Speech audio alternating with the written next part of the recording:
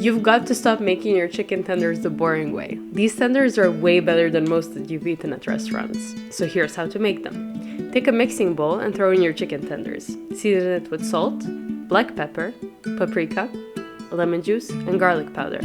You can also use fresh garlic for a stronger flavor.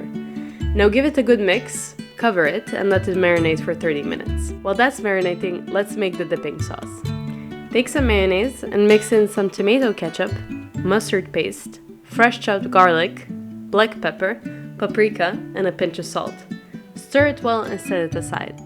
It's done and it only took 5 minutes, so you still have some time to go subscribe to our channel. Let's move on to the coating part now. After the tenders are done marinating, coat them in all-purpose flour like this, and then dip them in beaten eggs, and then finally coat them in crushed cornflakes for that extra crunch. It really makes a huge difference.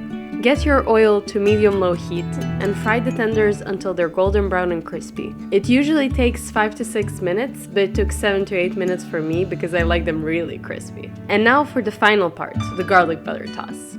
In a small pan, melt some butter, add chopped garlic into it, and saute for about 1 to 2 minutes. Stir in some fresh parsley and then pour this fragrant butter all over your hot tenders. Toss it to coat evenly. Serve with the prepared sauce and enjoy the crunch. You're gonna love it. If you do, watch this video next. Thanks for watching. Have a great day.